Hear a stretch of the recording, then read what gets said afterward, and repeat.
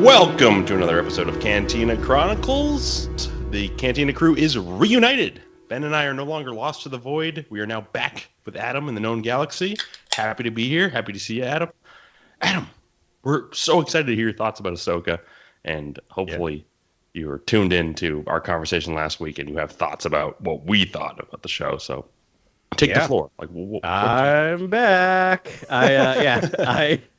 I had the pleasure of listening to you both in my ear holes while I was in a very long shuttle ride back from the Northern Territories. I don't know if this is starting to fall apart, but it was really wonderful listening. I have a lot to say, but I think it will come up organically as we kind of do a review and talk about it. But I will say, I was bummed to not be there. Yet part of me, when you got into a really necessary discussion of the Mortis arc, was kind of glad I wasn't present. Did you have notes, Adam? My note is, I don't care about the Mortis arc. Oh. I don't care. Oh, wow. I don't like it. I don't care. But I love Star Wars. It's not like I knew it was coming. I will be fine with it. I have a live action bias, so seeing it in live action, raised it a couple points automatically for me. But I do want to do one tinfoil theory that you were kind of talking about who might be. We're starting hot. So part of the discussion last week was, who might be the father, the brother, and the sister, right? Like who might take on those roles. Right. And I still think because the father's balance, right, in the Force between the siblings, I still think that might be Balin. I think he might take on that role because I think he still has this idea of his idea of balance is shut it all down. Like balance is zero, a zero on the sheet that they've canceled each other's out. So my whole theory is because, we've talked about the crazy theories that Filoni is going to retcon the sequel trilogy. And I think what he's doing is weaving in the sequel trilogy. We've seen it with the cloak, which is my, abbreviation of Snoke cloning, is that I have a feeling that the other thing he's doing is explaining why Rey is so special, why it seems like there's no other Jedi in the galaxy. We talked about the Force going to sleep, right? The Force needs to awaken. Yeah. I have a feeling that Balin's going to put the Force to sleep, and that's why it needs to awaken 30 years later with Rey. That's my thing to kind of really mess everything up. I love that, man. That's funny. You and the guy at my local have that same theory. Same theory. Thank you. The shutting off the Force theory was I've heard that a couple times already. I'm excited about that idea. I really love that. He does mention he's chasing power though. Like there's a power he's after. But that power might be to have the power to turn it off. Turn the power off. Right. The other reason I kind of like this in a weird way is that part of what we've talked about in this podcast is needing to expand the timeline of the galaxy, spend more time post and pre and all of these things. We are really stuck in this era. And if that happens, it does two things. One, it means we can start telling stories outside of this era because there's not a lot of Jedi going on for the past 30 years, which I think makes sense based on what we saw in the sequel trilogy. But also means you can tell stories that aren't Force-centric around this time. More political, more gangsters, more pirates, more other things going on. So anyway, that's my wacky theory. It will be wrong because literally every single theory within the Mandoverse of mine has been wrong. Well, no, I like it. I think it's poetic, though. So what you're saying, I think, is extremely poetic. Like just the idea that the Force awakens and sort of playing into that in a really kind of operatic way, wherein there's this massive sort of like mythic story with Balin's skull and the Mortis gods and Ahsoka. That could be so cool. So I'm in on it. I like it. He did speak of power. He's after it's true. Power. It's very true. I wouldn't be surprised if any of the things that we said comes true, and it would all feel organic. Does that make sense? It's not like I'm like, this has to be the way. The other thing I'll say is my one sentence review of episode 8 is, when are they going to get to the fireworks factory, to quote Milhouse from The Simpsons? that I'm sorry. I liked a lot of it. I mean, also I wanted to see zombie stormtroopers. That was made for you, Adam. That was your thing. Yeah, we were kind of upset discussing that anyway. I felt that's the moment I felt most when I'm like, wait, zombies. It's like my two favorite things in the world are combined now. But when they are slow rolling their way to Thrawn. That scene, I'm literally have it going on in the background right now. My wife and I had to stop it and go, "What are they doing? They know there's a ticking clock. Right. They have a spaceship. Go." Dude, Adam, they can't outlast. Sort of they can't outthink the master tactician who has decided brilliantly to just send a bunch of guys at him. And just a bunch of them. And they've and been some more, solved. and then another one, and then another one. He's like, and excellent. Now they're slowed down. I guess it worked, right? Worked. Like, it apparently worked. Not for anything he really did, but for them. The other thing, he only sacrificed like a demigod witch, right? Oh, Legion of stormtroopers. Two actually dead death troopers, which is hilarious. Yes. We're 100% getting Rebel Thrawn and not Zon Thrawn. I mean, that's just been determined. Yeah. The other thing I'll say is I just want to get all my grievances out of the air because I'm going to do something later. I'm going to throw something at you later that I think will kind of, make my feelings about this series clear, which is I overall really liked it. The scene where Ezra walks out wearing the Stormtrooper helmet. Yep. I was so angry. Why? Come on, that was the moment. Yes, that was a fake Hollywood. The most thing that took me out of a Star Wars almost ever, where I'm like, this is clearly a TV show. Because why? Why is he wearing a Stormtrooper helmet, walking out, knowing there's a bunch of rebels? Right, that would blow him away. That's all. Like, it's for dramatic reveal. It's Ezra's thing. He wears a fake dramatic reveal. Yes, he wears it. So there's two options. Yeah, like he nearly dies. Yeah. Also, don't bother showing us his daring escape. That's fine. We don't need to see that. We just need to see whatever. But the other thing is that, like, so there's two options. He either wore the helmet the entire time he's flying back, which is weird, or he's just like, you know what? I'm going to put this helmet on and walk out, which is equally weird. It's weird. I think it's okay. It's very Ezra. Like, that was his like motif. It was like always stealing armor, and he loved helmets, and like that's the crown jewel of the Kitsuki like Stormtrooper helmet. That is the crown jewel of his collection now. And we're going to talk about him going back to his place, which was Sabine's place, which was his place. That's going to be fun. Yeah, I love it. I totally get it. He showed it, taking it. I understand that. And I understand it's weird because the more I'm talking about it is like there are many times in Rebels where he likes to like fake people out by wearing stuff.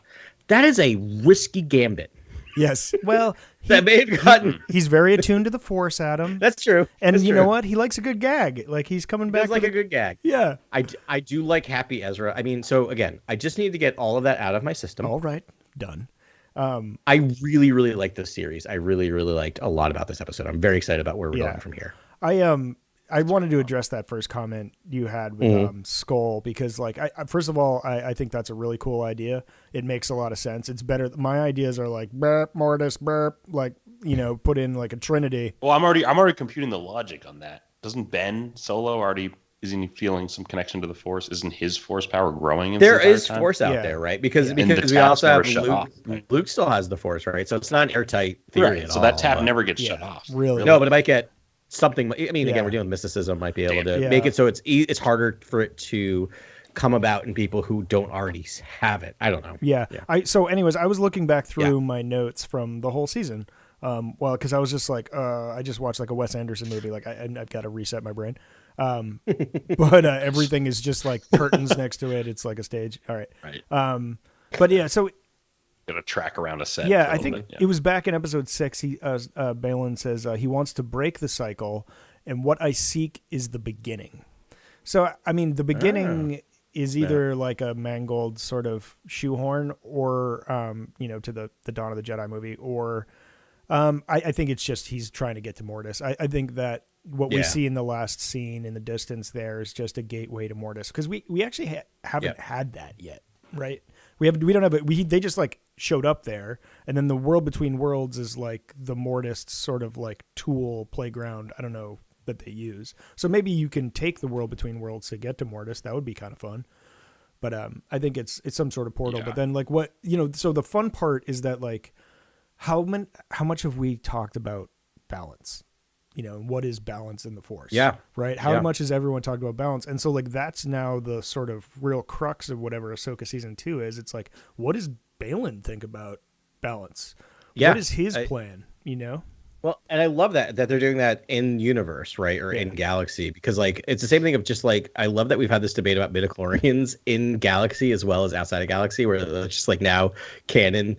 The other people are just like, yeah, that whole thing that Qui-Gon said is a wacky theory, right? And they're talking about it, and I like the fact that similarly, like we might have a different characters differing view on bringing balance to force means. I love that. I'm here for that. And he's seen both sides, and yes, he's been a little dark, but don't you feel like he has good intentions? I mean, you can say that about most antagonists, right? But I think he has what he thinks is is a complicated sentence. I think he has what he thinks is noble goals, or not noble, selfless goals. I think he's going to do what we didn't get a sacrifice play really in this series, which I think is crux in a Star Wars movie. If anything's taught us anything, is sacrifice, right? I think he's going to be the character that sacrifices himself. I think for for the wrong, what turns out to be the wrong reasons, but for what that is foreshadowed to an extent with when he does talk to Shin about her place being in the new empire, and he has to go do this.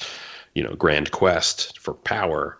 It seems like he wants her to go live, with whatever side is winning, and hopefully I guess he's partial to the Empire, which he's partial to Thrawn. Paints him as a villain. In the text, but it's interesting.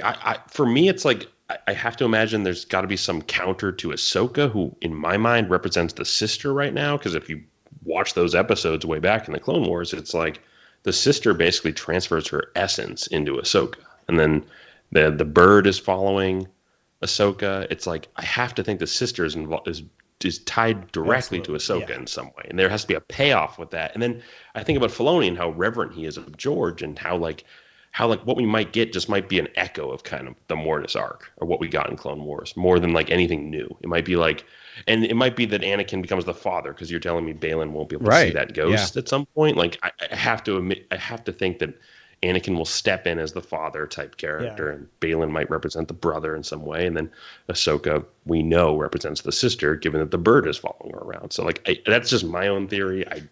But again, it's so sad that Ray Stevenson passed, because it's likely probably not going to be Baylan. I mean, I don't know. We had a little bit of a recasting conversation last week, but I think Ben and I both landed on the idea that maybe that's not the right idea. I just had a different idea. Oh, actually, I do want to hear.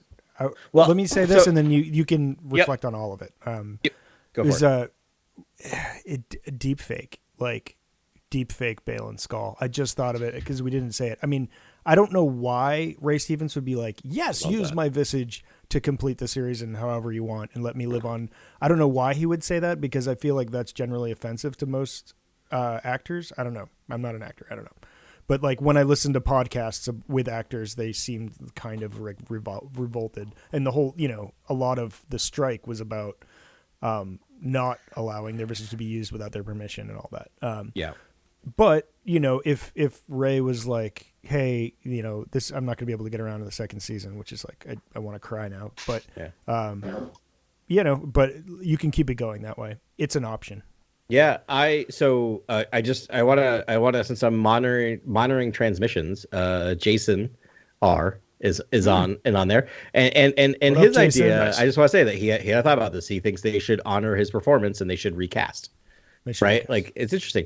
So I think from a very I always tend to take the perspective of just the realism of capitalism.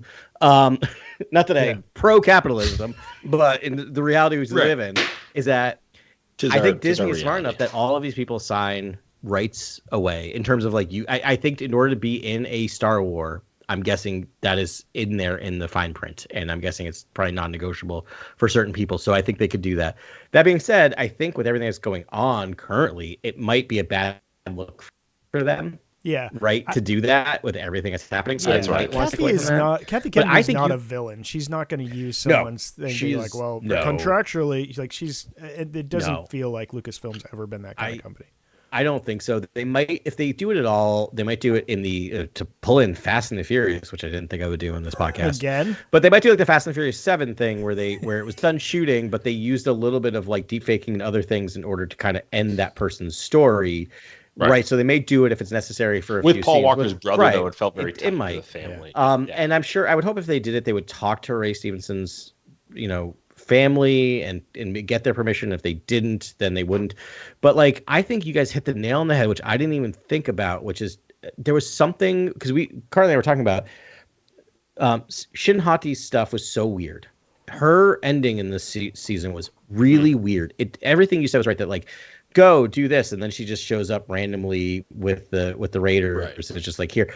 I think with her back turn, almost as if it was a reshoot. Is a reshoot. It's 100% a reshoot, and I think it's a post his passing reshoot, very quickly done, and that like we need to, as you guys called it last week, I think they're putting her in that position now, that they're recentering her in terms of she will carry on whatever plot that was with him, which then opens it up for Anakin, right, to be the father, because the math kind of still works if and there's lots of theories there, right? But the whole to your theory, Adam, of like finding the essence or the source of the Force and sort of shutting it off, like that wouldn't be what Shin it wouldn't work with Shin. Wouldn't know to do that. Really. It wouldn't work. It'd be forced, right? And so if they're honoring him by not recasting or not doing that, then you can change the plot, right? There's plenty of time. It's not written. Right. There's still plenty of organic ways this could go. The thing that I want to say that I really loved about this episode, because I went hard at it first, is that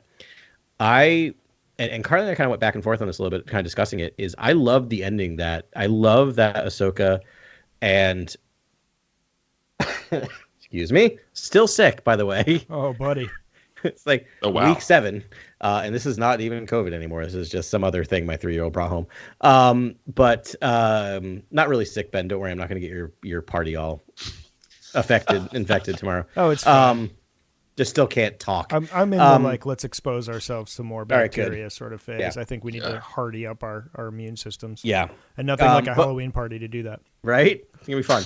A little peek behind the curtain. So anyway, I was going to say that I think, that I love the fact that Sabine and Ahsoka are stuck there, and that Ahsoka was very much like zen about it, right? About this idea, because and that Ezra got back to the known galaxy, because my thinking is just she was just like, will the Force. I love that we're now part of this.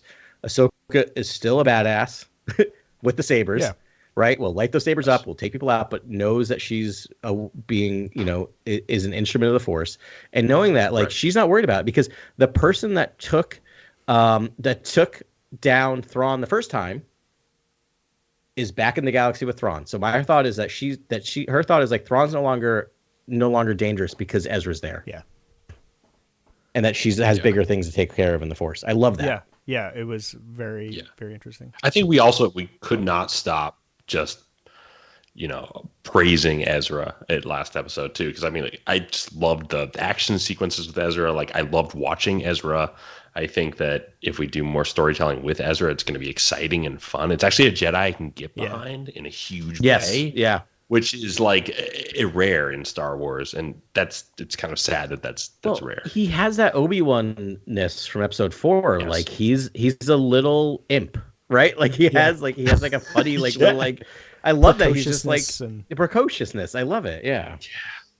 And just like taking out like 3 or 4 stormtroopers at a time, like this is the sort of action that I love. And like, and I thought the choreography was great, and I thought Filoni did great action scene blocking, and like that finale, I thought it was fantastic. Like Ezra's just like gliding across the floor, like slicing stormtroopers in half. I was like, this is awesome, and I love Ezra, and I love watching him. And so, I'm super hopeful that Ahsoka season 2. Picks up with Ezra, like right where we left off. And I know there's so much fun stuff really you can do with that character. You're right. He's a super great Jedi. I haven't even thought of it. Can I now also make an argument? Not that you guys made the other argument, but the internet kind of has been doing what the internet does is that I have now become pro Sabine using the Force. Great.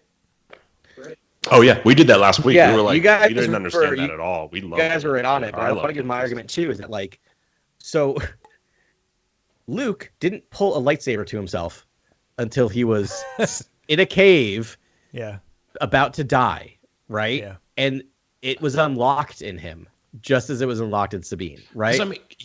And blowing up the Death Star, like, come on, like, what are we talking about here? Like, yeah, in a lot of ways, Luke pulls the impossible as the first kind of force, which is the first force thing, and we get some of that early in the Sabine stuff, even as you mentioned in Rebels, even right when she gets to training. So, so I'm fine with it. I think they actually took their time with it, even though you can kind of see it coming a mile away. But like, yeah, the Force got unlocked just like it did in Luke, and I'm okay with that. Yeah, I loved it. Going back to the Night Troopers. Yes, please. I almost wish the Night Troopers were introduced a little earlier in the show. And if Thrawn, if the Shadow Council is waiting for Thrawn to return to the galaxy, you're not telling me there aren't, battalions upon battalions that are waiting for him to, lead them. Like, I don't know. I know he values loyalty, and I know he likely values the troopers that, helped him survive on this forsaken planet.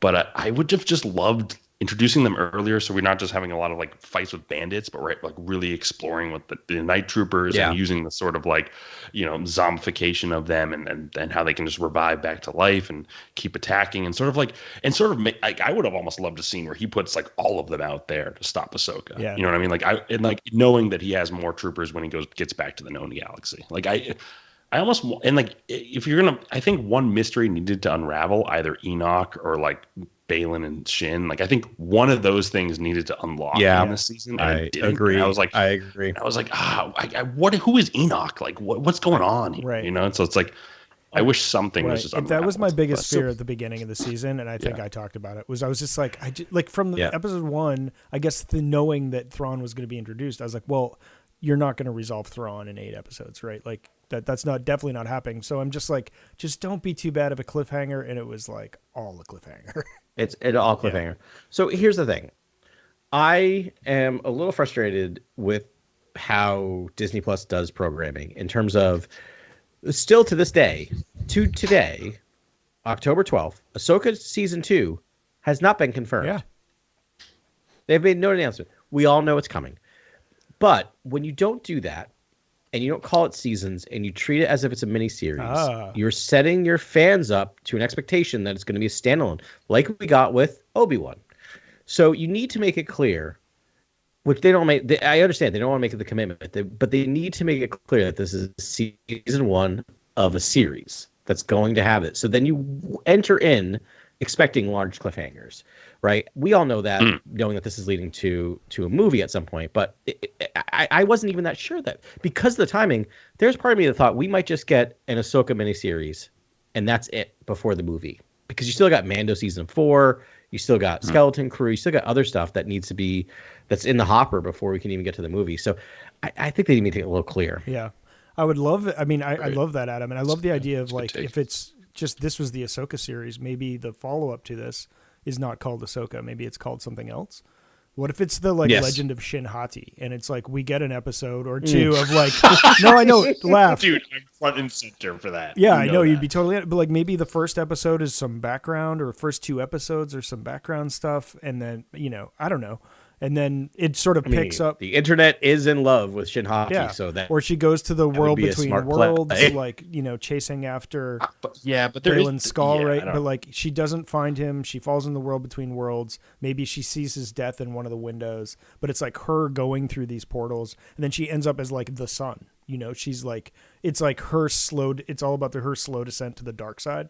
And then it's like, and in the middle of it, they tell the story of what happens with Ahsoka and Sabine.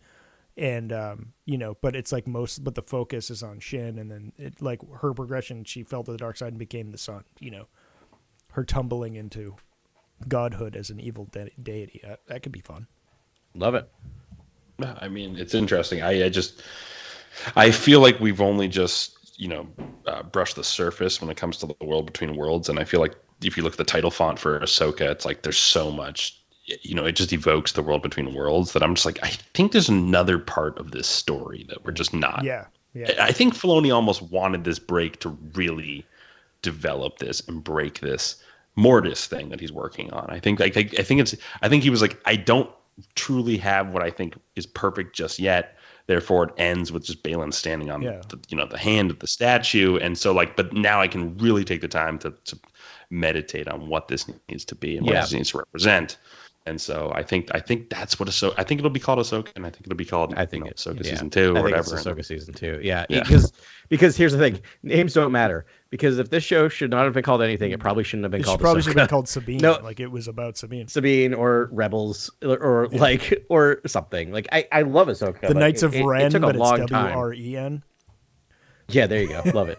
Right. And aside from Ahsoka's sort of trials in the nether realm of the Force, it's if we haven't done any real time jumping or time traveling. No. I'm just wondering, and if Balin was indeed going to break the cycle in some way, and possibly through time travel, or if we're going to time travel in season 2, where do we go? That's what's confusing to me, because in Rebels we got clear instances of seeing, time travel where Ezra saves Ahsoka, he goes back to the fight, on Malachor, Moraband. Malachor, I'm sorry, right. And then and saves her. And so that's I'm just expecting a moment like that to occur again in Ahsoka. But I'm just wondering where do they go? Why? What do they do? How do they change history? Basically? Yeah, totally. And so I would love to pose that to you guys. If in season 2 we do something similar to Rebels, wherein you can actually go and interact with a moment in history, where do we go? What are we doing there? You know what I mean? That's because I'm just perplexed. I have no idea where they'd go and what would happen, other than to stop Qui-Gon from finding Anakin, oh my God. stop. Yeah, I love that idea though. Power. I just don't know where would go really. Yeah, that's fascinating, right? Because if it's within the world of the series they created, I can't see any of them making those decisions. But I think you're right; it'd have to be larger within Galaxy, right? It'd have to threaten everything we know about Star Wars. They can't just all walk up to Mortis and then just take the throne and say, "I am the person." There's got to be some conflict there. I'd love for something wacky, quote unquote, to happen there. They arrive and Abeloth is balancing the whole Force by herself. There's something. I love. There's got to be some sort of something gone astray. We know all the Mortis gods are dead, so they can't just go to an empty chamber and try and start pressing buttons and looking for. I just don't know how a corrupted mother works politically. To me, that's bizarre. If the father is this all-knowing sort of balance figure and then the mother is fully corrupted, I just don't know what that is really. It's a weird story. Chaos. In my opinion. I don't think that's not a modern story. That could be the thing. Maybe it wasn't a trinity. Maybe it was a quadrangle or whatever, right? And the father brought balance, but I don't know, and the mother brings chaos. I don't know. Chaos. Well, that's exactly chaos. It is. Yeah, that's exactly what it is. Yeah, good call, Bill. Adam. Good call. What's that?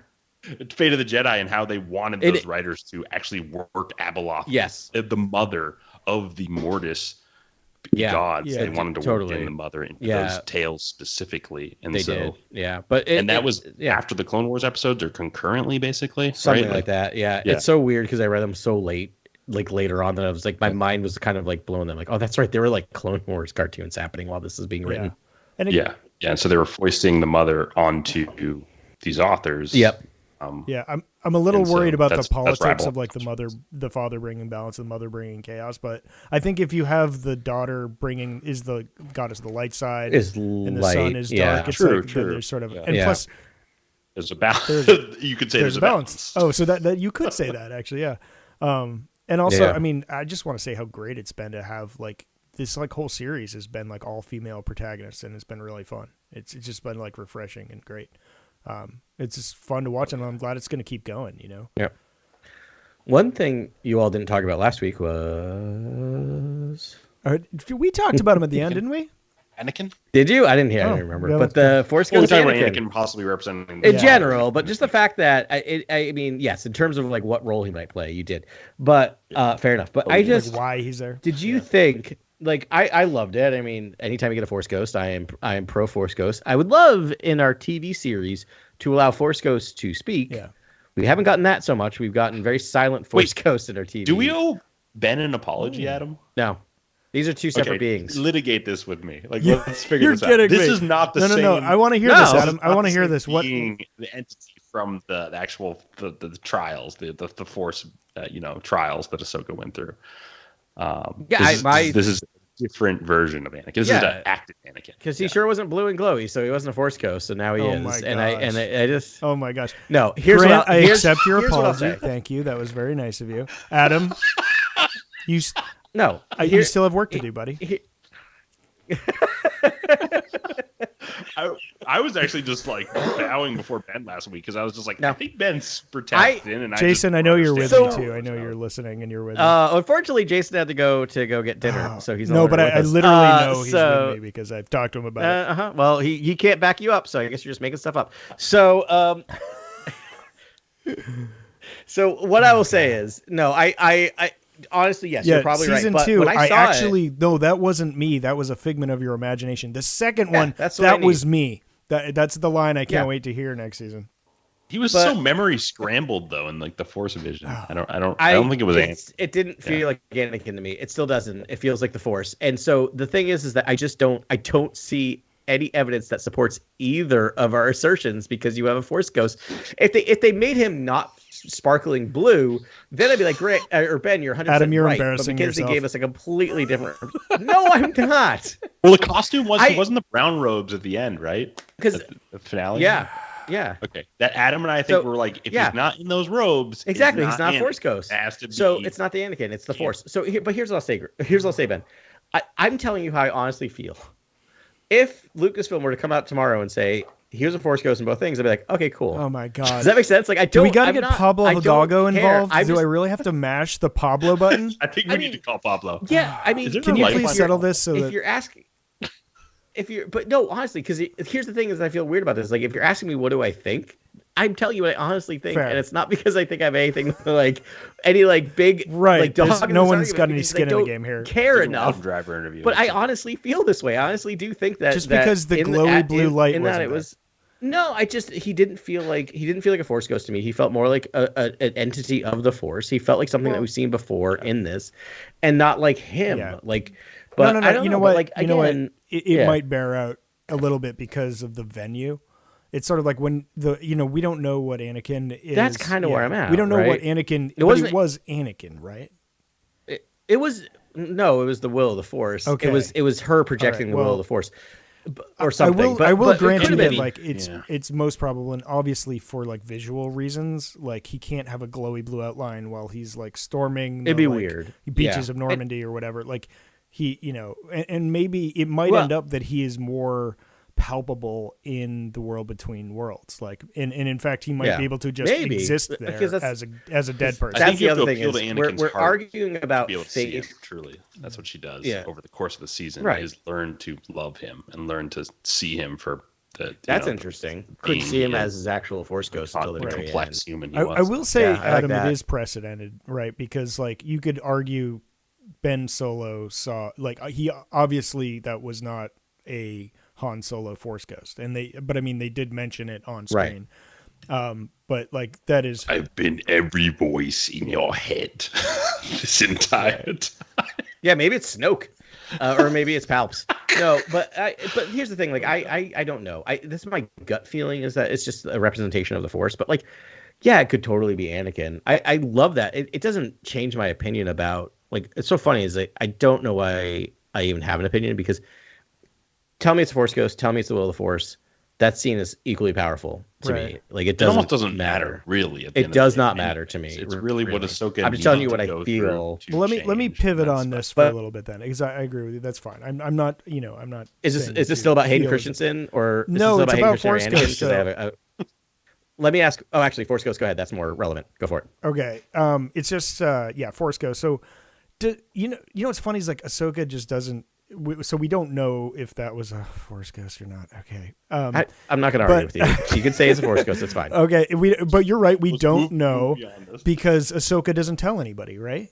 Right. She doesn't even tell Huyang that she had that vision. No. But so is there any precedent of Luke telling anyone he sees ghosts? So live action, no. In books, I think. Oh wait, now am I talking about only when they're talking to themselves? Oh yeah. He's talked. I mean, old EU. He talked to Leia about seeing, but I don't know about new. Oh, EU. he does tell Rey. Well, maybe that's what. So he tells wait, Rey Adam, that wait, guys, I had I had an epiphany, guys. Okay, yes. So Adam, with your theory of Balin's skull being on a quest to shut off the Force, what if it's really just to destroy the nether realm of the Force, so ghosts can no longer interact with the living world? Like, because to me, I'm like, Anakin Skywalker could have like ended the sequel trilogy day one if he like started talking to some people. However, so what the heck? Like, So one of my favorite things at the end of Rise of Skywalker is and I'm using that sarcastically, is all the Force voices talking to her, because which is one thing. It's just like, yeah, because maybe that's what's happening, is like maybe she undoes it. One thing is like, she's like, great, who are you all? These are pointless voices. Like, where have you been? Luke. I know Luke. The other 17 people talk to me. It's just random people saying motivational things. Right. Sorry. But and they also drives me nuts that they shot all of that with actual people and decided not to show us that. Can you imagine what that would have looked like? Little cloud bubbles. I know. I think that's kind of what they figured out, is like maybe star shapes with their faces in the stars. Circled the character. Right. Oh, I think Grant's got it. Space with the ghost. Yeah, that could have actually awesome. have them circled and kind of make it really that'd be amazing. And because you're thinking about just like a wide shot. I'm thinking about like actually like circling around, rise. Oh yeah, love it. Anyway, that would have been amazing, actually. Yes, no, agreed. Grant sold me on it immediately with that imagery. Yeah, I'm there. Visual stuff, yeah, you could even have all the other like Sith lords behind Homeboy too. And you really couldn't. Well, he is all the Sith. Add a lot of detail to their faces either. Just Jedi robes, just a bunch of Jedi surrounding someone. That's powerful stuff. Yeah. I love this stuff. I love what we're talking about, because I'm interested to see what they do with Anakin Skywalker now that he's back in the story. Because this is a question I had watching the sequel trilogy, was like, wouldn't Anakin's ghost come through to either Luke or Ben Solo in some way and sort of try to guide them in any which way, having learned so much from his failure? Like, I don't know. Luke for sure. Like I feel like you could make an argument with Ben, because he had. It's weird to be now trying to like justify things, but because you had Palps in his mind for so long, that you could make the argument that he was shutting that down, right? His dark side powers clouding Ben's ability. So it'd be interesting if there's a scene. I mean, it'd be hard to shoot, maybe in a book, where like Anakin's ghost is trying to communicate with Ben through this entire thing, but can't, because Palps is just, there's a wall between that, like a wall of the dark side, right? A cloud that he can't get through. It'd be interesting. Sure. The thing I wanted to ask is, I don't think we all knew, but there's a lot of rumors about Hayden Christensen showing up on Ahsoka. They talked about the fact that he kind of was like spotted around shooting locations, and that like he was well received with what he did in Obi-Wan. So we were I don't think any of us were surprised to see him. I was very surprised. Were you surprised to see him in 3 out of the 8 episodes of Ahsoka? Absolutely. Yeah. I didn't imagine we would get this much. I'm so happy we got this man Anakin, but I never thought. I thought maybe get like a brief cameo, but well, we talked about it. I think what we expect. We did hope for it for Hayden. We're like, we talked about how powerful it would be, but this was like bang bang bang. Yeah, we got a lot of him. Yeah. My favorite meme of the week on the internet is have you seen the meme with Ahsoka saying this is his last recording? And then Hugh Yang showing him bowing behind underneath Palpatine. It's saying, no, this is actually his last recording, or him slaughtering the younglings. I'm just be like, no, this is actually his last recording. This is his last recording. His last recording. I've seen that. That would be so cold. Chuckled quite hard at that. Quite a bit. Good times. Well, anyway, so those are my feelings about Ahsoka episode 8. That's Adam Corner. Awesome. Yeah, I love it. So we had a couple other segments here, and I didn't want to ape Grant's because I didn't mean to, because we do want to do the medal ceremony, which is so fun, and we give out awards for. We should really do it for the series, right? We have a brand new thing. Yeah, well, so this I have a new thing that I wanted to do, and to kind of differentiate it from the medal. I love this ceremony was just gotta hit our checklist, and this is so like self-serving because we created these pillars, right? These names, and we're like, pretty much you need these. I think it's 15 is what I came up with. And I can actually cut and paste this into our chat, so you guys are looking at the same thing I am. But these 15 pillars, and we did them in Core World News when we were still employed on that wreck of a space station. And it's sort of like what you need to make a Star Wars. And so I just thought it would be fun after books and after full series and arcs and stuff if we sort of just check them off and see, like, are we right? Did it have all the things? Does it make a Star Wars? You know? And are we rating these Padawan Jedi Knight? Yeah, Jedi I kind of Master? like that. And then we could actually kind of score it. I kind of love that. All right. It's better than a score, a number score. In my opinion. I mean, of course, it's going to be next to nothing, you know, or we can see what a perfect score is and what a zero, you know, bad score is, because it's essentially just like 1 through 3, right? But I will. So that's fine, but I am taking notes. Right. Oh, you are? Okay. I'll take notes. So yeah, Padawan, Knight, and Master, right? Those are the how well they addressed. How well it was done. Each of these. Okay, so I'm going to go through our list here. Was there the hero's journey? Which is sort of like... Yes, master level hero's journey with Vision Quest. Yeah, cool. I would say so too. Yeah. I mean, examples of the heroes... Well, we got literally in the belly of the whale, right? So, yeah. So that was definitely there. And this... Yeah. I always trust unknown journey. Agreed. Unknown worlds, like, you know, crossing the threshold. Refusal to call, right? We get that with her training to be. I think we get the whole thing. Apotheosis. Yeah, so it was very much hero's journey. Yeah, 3++. Okay, yeah, definitely master level. All right, out of galaxy references. I mean, from the first note of the first like musical score, it was like, oh, this is like a Japanese samurai like movie right away. There's the 2001 motif sort of happening when you first see the first henge. Yes, right. Absolutely. Or maybe the second henge, yeah. No, I agree. I think just the Kurosawa stuff alone is master level. Yeah. Like almost too master level. But I appreciated that. He said he was Force Ghost level. Right. No, he said he was going to go for it, and he went for it. Yeah. And I'm like, good. Like I wanted a bold, like really, all right, go Kurosawa. If you're going to go. Yeah. I will also say that the titles alone are outside. I laughed out loud with the name of the 8th episode, the Jedi, the Witch, and the Warlord, the Lion, the Witch, and the Wardrobe. Like I was just like, oh, come on. Does feature. I mean, and the wardrobe itself is sort of a portal. Right. But there's one of those books. I think the third book.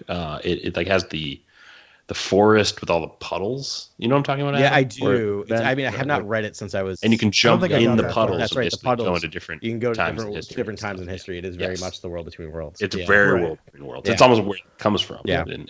There's also Game of Thrones. I mean, the end credits sequence is like, I mean, a parody. Very much. Yeah.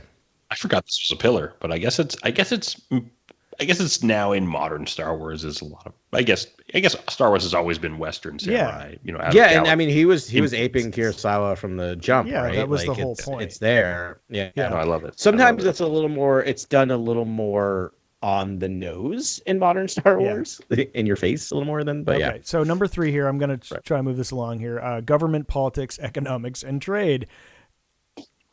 Anyone? This Night? one, I was about to say I'm going to go with night level. Yeah, it was done. I think at the night level. Like confounding, like it didn't feel organic. It sometimes felt a little forced. It felt like, hey, we had to do this because it's a pillar. Let's put some fan service in this part of the government. You say pillar, I say canceled. What was the name of that? The something of the. Oh, I almost swore real bad. What was the other? What was the other show that got canceled because of Xiono? It was Xiono from Resistance. No. The one that that never actually aired because of someone's crazy comments online. Rangers of the New Republic. Remember the Rangers of the New Republic? Yeah. This is what they were going to do in Rangers of the New Republic, and then they had to weave it into Ahsoka. I guarantee you. I think they're just shoehorning it in to make sure they checked the government, politics, economics, and trade box. But okay. So what level? You know what? So what's your X-Men level? Pilot like diving in to save Ahsoka counts for me as sort of like understanding the government and like what these. All right. So are you going to Master from Night, or are you sticking it with Night? I'm gonna stay on Night. I'd almost loved that moment so much that I almost give him like high water mark. Yeah, there was some good stuff in there. Dude, just seeing an X-Men pilot dive in to save Ahsoka was like one of the coolest. Yeah, I mean, they did play the Hera card pretty well. She was at like the base station. Yeah, I like Hera and that's a lot. the only thing saving it from Padawan for me. Now that I'm thinking back, there was a lot. I mean, we got Mama Mothma And in a lot of Mon Mothma actually, and we even was that Leia Organa. Here's the thing, that's the problem, is when you have a show like Andor. Yeah, it's hard to rate this, which is clearly a night level of government economics and trade. It's hard to give this show or because that's in the master. Universe. Andor's master, right? Yeah, and this is night, which is still respectable. It is. Did you think Thrawn could truly be out there? I'm like, well, you are the same Mon Mothma from Andor, so you should be like calculating 100 different moves to deal with this right now. Like she's overwhelmed. She's got a lot on her plate right now. Thrawn, though, a Grand Admiral. Yeah. Okay. All right, anyway. Fair. All right. Ensemble cast. We got there, right? Master. Master. Yeah. Really? Because it was like 3 people. I mean, we barely got it. It was like Ahsoka and Huyang most of the time. I guess. I adore Sabine and Ezra and Ahsoka all together, and like the whole help out and like them all. Raising their hand. Door, like there's just big moments. I think it's so cool to see a team use the Force together in that moment. And I was like, oh, they're all using the Force at once. This is cool. I like that stuff. That seems like new ground. Yeah, honestly. I like that a lot too. Yeah, I like that they spend the entire season building the team, and it wasn't just building and that's the end. We actually got to see him in action. Yeah. So and there was a couple teams too. I mean, the cadre around Thrawn. He's got 3, Yeah, that's high It's witches. a villain ensemble. You have 2, and then another junior witch, and then you've got 2 former Jedi, and you've got an undead army. You got Enoch and the droid people or the droid helpers that operate the Eye of Sion are amazing. Sure. Yeah. Anyone remember Marok? Marok? I was gonna say Marok. Marok. Remember how big Marok was for like 3 weeks, and then people were like, "Marok who?" Like it's anyone have like green gas force on their Yahtzee Are they card? ever going to answer that question? Holy cow! No, I hope they never. Never. Do. I hope they never. Never. Don't ever address it. But that's the thing is like I think that's why it's a master level is because like Filoni did it for the bad guys, which is the first time we've really seen that. Yeah. All right. So the next one, I feel like we should rename. We called it Mentors, which is probably very accurate, but like I feel like you could almost rename it Master and Apprentice, which is the same thing. Sure. But like Master. But no, I like that. Yeah, I like that too. Yeah, we can call it Master. Cool. Yeah, I'm on board. Rename it. I like that. And that was the whole Master. That was the whole show. Yeah. That was the whole show. We literally had an episode named Master and Apprentice. I think that's. I mean, this is a guy who was the apprentice of the Master. Yeah. So, yeah, girl. Well, I mean, but that's the other thing, right? Is we're dealing with multiple masters and apprentices in this series, which is nice. I mean, I would argue the whole point of this show was to make graduate Ahsoka to a master level like Jedi. Yep. Agreed. Right? Yeah. That was it. Like she was like there. I mean, for us, 100%. It was apotheosis of becoming Ahsoka the White, but that's just sort of like dancing around like the true thing. Like, is she ever knighted? Because I thought it was almost a knighting. She was. They were going to knight her, and then she left before they knighted.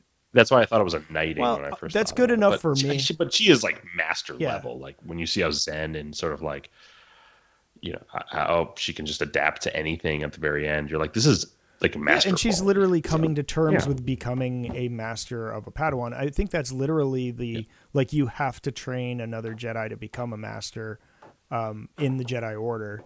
And that's what she finally like realizes she was a really bad master when she gave up on her pupil. Sure. And she went back to it and everything was completed. Anyways.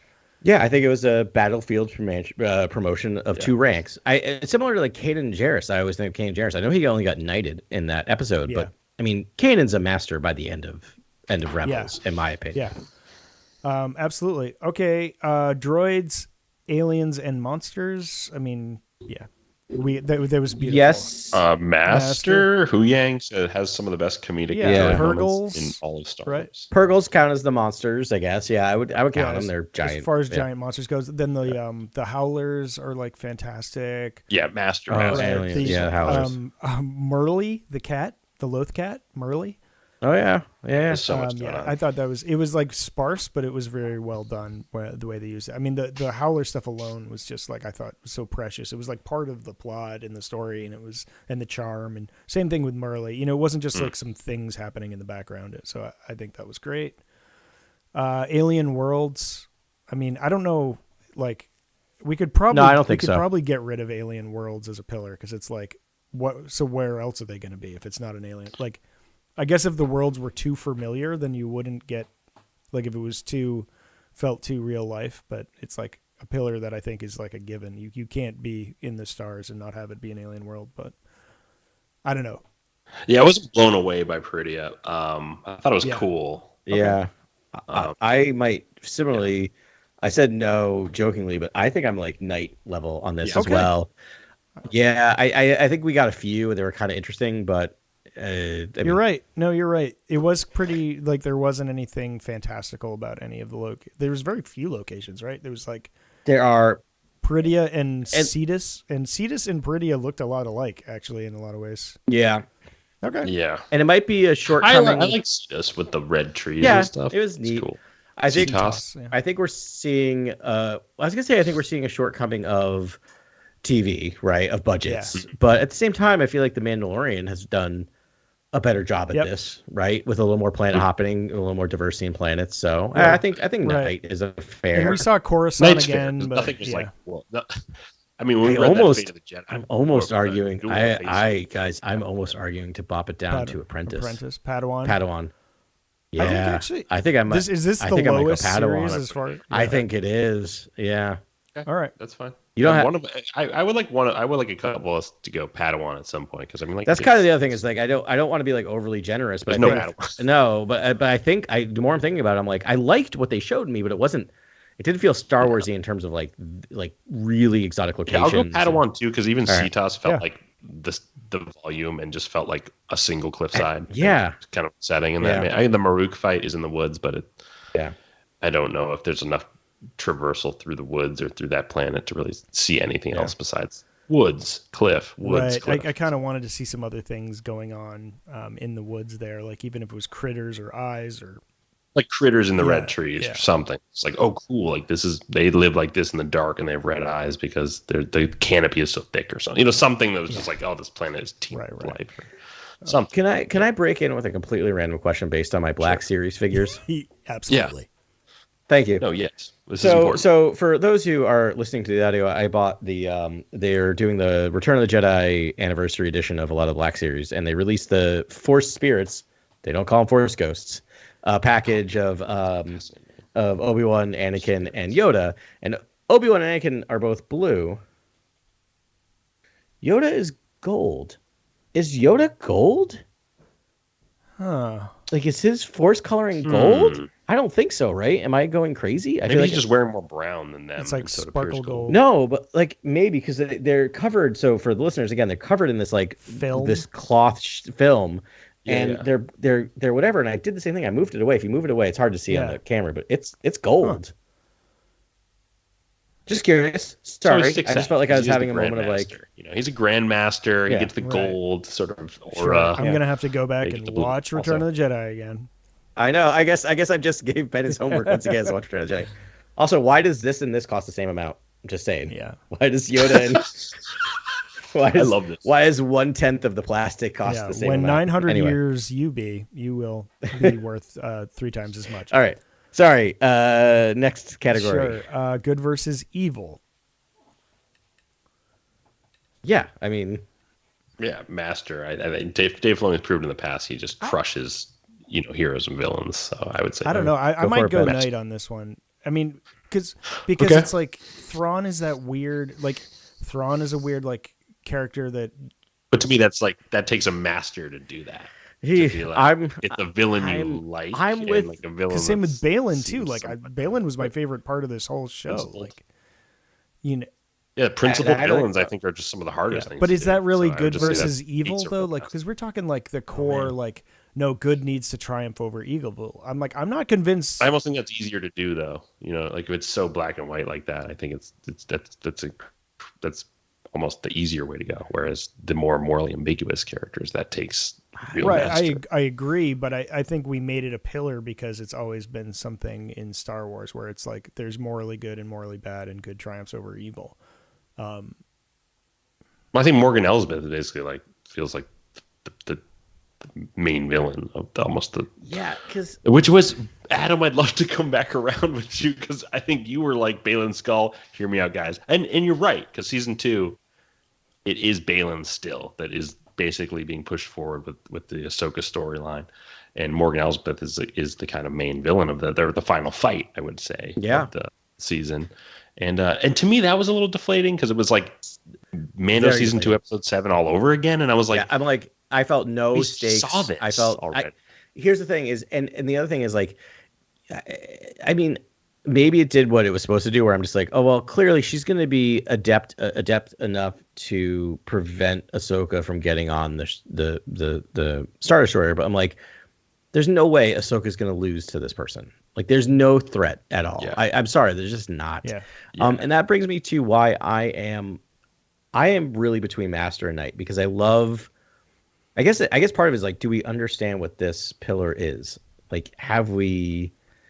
Did we? Right. Because I don't know if we because did like a I'm Good not. versus Evil I don't know if we've episode. done it yet, because here's the thing. I'm just like, if Thrawn is supposed to be this threat, okay, they're making the argument that you can watch the show without watching anything else.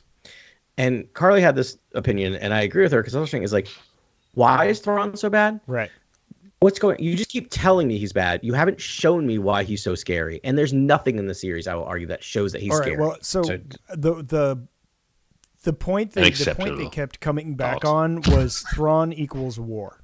Thrawn equals war. Thrawn equals war. You know? Yeah, that's interesting. And so yeah, war is inherently It would break. evil, and so therefore, it's like they have this tenuous piece, and then and he's going to disrupt all of it, and it's going to mean war and death for the galaxy again. Yeah. And so like in that, It it's he is evil because he represents this like death machine coming back. He's also could be a carryover for the new Jedi Order film, like some of the major features coming up. Or Totally. something like that. Yeah. It could be a total like. But if he goes back and just stirs the pot and creates chaos in the galaxy, maybe the Chiss will be that extra galactic threat for which the new he Jedi Order. probably will, and I know why he's bad. But anyone who's not watched the series, it just feels like a lot of the series, like he's bad. Trust us. He's bad. Trust us. Yeah, you're right, Adam. But Grant just got me excited that like after he drops off the witches on Dathomir, if he goes to the Chiss Ascendancy, like how cool that'd be. If he, that would be amazing. And then like that rallies his forces. He's got to rebuild it wouldn't even be his Star Wars forces anymore. somehow, Like, right? Yeah.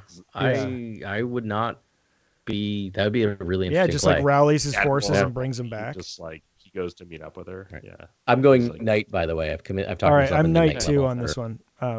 I'm master on this. All right, I like it. I think Balin's skull. Balin's skull is the thing it's pulling me, but I got to go Knight. Okay. Yeah. And Shin Hati is a haunting. I would say, if you want to go evil or something, like I feel like she is. Morgan Elsbeth and Shin Hati are your evil sort of villain. It's very true. Cannot get 1-800-Star Wars. How may I help you? Out of my brain. It's a meme that's been on the internet. Of just her with her headset. Going, with a 1-800-Star Wars. How may I help you? And I love her. I think she's great, but I cannot not see that anytime I see her now. Oh my gosh. All right, thanks for sharing that. I'll try and delete that from my brain. So the next one might be tough too. Swashbuckling. I would say not until Ezra appears and Ezra becomes the swashbuckling because he character looks of like the a series. pirate. So true.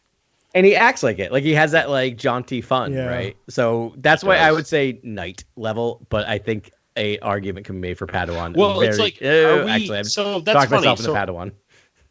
Go ahead. So how we judge these? Right. It's like are we judging them based on if it occurred in the season or in how many minutes of screen time did it occur within, dude. or Just are we judging just if it occurs for just a brief moment and just how well it's done? You know what I mean? Like, because for me, I'm just, even if it's like super brief, I'm judging that moment. I'm not thinking I need a lot of swashbuckling. Just need to. No, I agree. I don't want too much swashbuckling. Like literally, we get it from like episode 4 when you're swinging across when you're swinging across it. But I'm like, that is like master level swashbuckling, and it's like. I'll put master for myself because I think some of the scraps that feel like I would say even though I'd say master as well, just because of like the sheer number of like lightsaber battles that happen. They break out in like every episode, and it's like haha, and then like even though it's like it's more samurai like Kurosawa style. You know, it happens like every episode. They're like, oh, lightsabers out, and like droids are dropping from the ceiling, and like, you know, it's more in the fight choreography. I think so too, and I think swashbuckling also evokes like fun action, right? And like carefree action, and like I was even thinking of like the speeder bike moment in is it episode 1. With it's such a swashbuckling moment where she just Sabine, like punk rock music. Talking about, punk rock. I've got downloaded that song, by the way, but I've talked myself into I shared that with you guys, right? I was listening to it the other day. Maybe I didn't. The track is fire. You can listen to it on Spotify. It's on the Spotify. It's on actually, is it on the soundtrack? I highly recommend the Kiner soundtracks that are posted. At least to Spotify, probably other things too. There's a lot of songs, but they're so vibey. Like a lot of it is just tonal, like just like drone noise, and it's like so interesting. Where it's not just like, oh, these are the jaunty sort of like moments. It's like there's so much of it that's just like really like low and slow, and like really, it's a really vibey record. Like it's something that that I feel like could exist outside of just soundtracks. And then of course then you get to that I forget the name of it, but that track, the Sabine the punk track. Yeah. And it's super fun. All right, the Force. Yeah. Got that. Check. Yeah. Okay. I mean, moving on. Check. Master. I mean, he's doing the Mortis God. Yeah. So I mean, the whole Sabine arc. Like, okay. Yeah. Yeah, you have discussions about what the Force is. That to me is the big thing. Is you get it. Yeah. This is all right. So my favorite one, maybe because I brought it to the circle here, but I honor what came before, presage what comes after, always expand. Master. That's what Master does, right? He is the master of that. More so, I would say, than anyone else in Star Wars, including Lucas, because Lucas did it, right? Like Lucas created it, but like to be able to honor Lucas and add new stuff and try to move it forward and expand on it, and also tie it into, it's also weird because you're doing all this with like putting it as a prequel to the sequels and a sequel to the original and masterfully kind of connecting all those things. So it's unbelievable. Yeah. Give him all the money, let him do whatever he wants. I am sold. Right. All right. Legacy and family. Oh, well, legacy. Yes. Well, I will. I will say legacy in terms of it. They made it very clear, like you are the Padawan. Like I love that they've done that lineage. I will also always argue family to me in terms of Star Wars is the family you make, not the family you're born with, right? And I think they do a convincing job of creating the family that was created in Rebels and honoring that.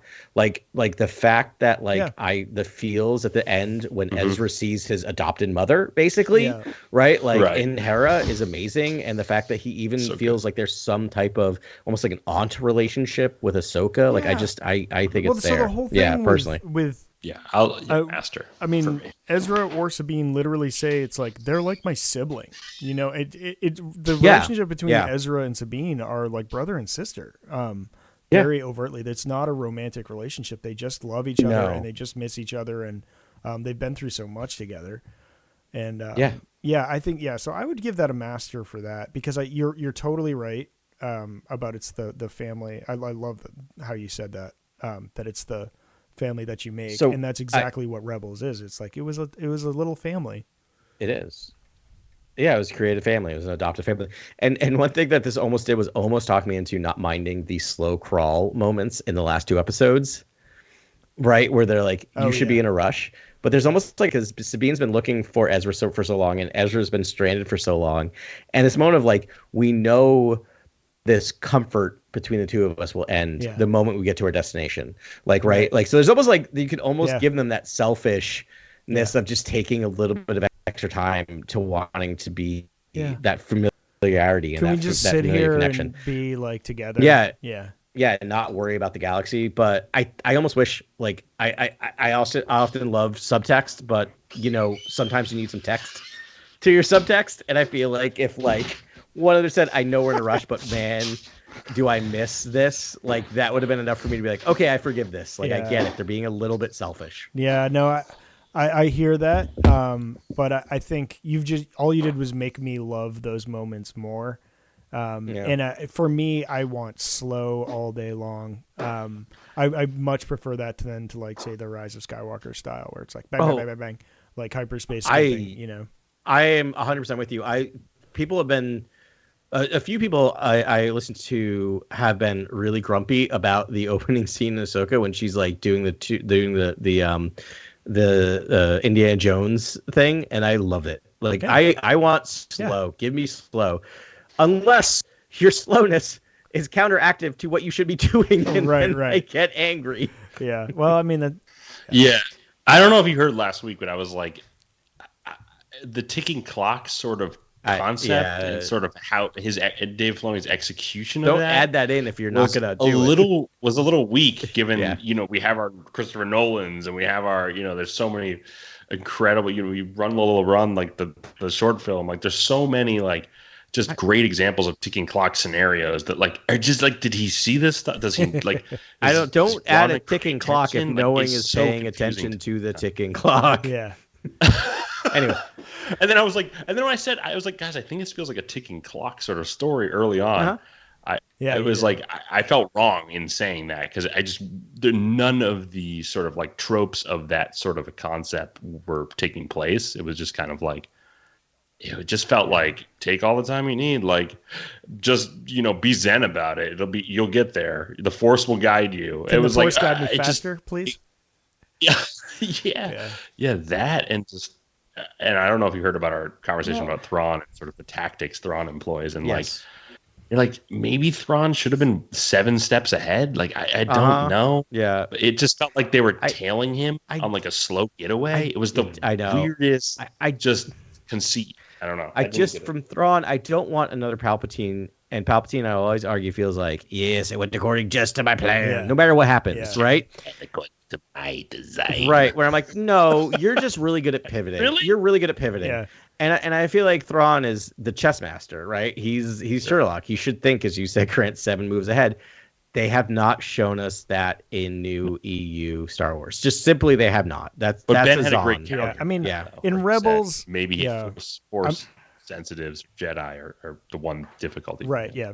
Yeah. They are the one difficulty, and they do. Yeah. That was bringing you back from the legend that. But so try to play devil's advocate. I'm trying to play devil's advocate with Rebels because it did seem like Thrawn kept letting them go, and it was like, and he does do that in in Zahn novels, but I think the whole point of that was he was trying to get like he's just tracking all their movements to find the base, like find the hard, chewy core of the rebellion, and then destroy the whole rebellion. And he does get his mano-a-mano matchup in Rebels. So in that way, I mean, it's very Zahn-like. So, so there's that. Yeah. Yeah. Good defense. That leads us to our next one, Wars in the Stars. I would say absolutely master level. We see the New Republic military. We have awesome space battles, which for me, a War in the Stars is a War in the Stars, and those space battles were great and they were frequent, which is great. Yeah, I'm going night. Yeah. Going night level? Okay. All right. Yeah, and I think... Because it wasn't a war, it was a skirmish? What is master, though? Should we define what war is, what films do? So that's the thing, is you just use the word film. Like, I feel like it is... I feel like it's a limitation of of it. And again, there's nothing bad about night. In fact, I would say this is the only televised series, live action, that has gotten to the level of night for me. All other shows we've seen so far is clearly Padawan. Because they're like skirmishes, right? They're not wars. Yeah, right. And in some cases, NA. Like the first season of Mando, I wouldn't even write that as Padawan. Again, I think limitations. They're still figuring out what they could do. I'm not blaming them, but that's an NA for me. Like not. Well, the Mandoverse movie will likely move to a mastery. That will be master level because they have the budget, they have the time, they have it. Like, and I loved what I saw here. I just think it's as good as you can get, right? And me, and I think that's a night level. I think maybe Mando gets by, and we don't need to really litigate every series now. No. Maybe because of the like New Republic shows up, it's just indicating that there is a larger government, and there was a war, and there are greater conflicts than just what Din Djarin's dealing with. Okay.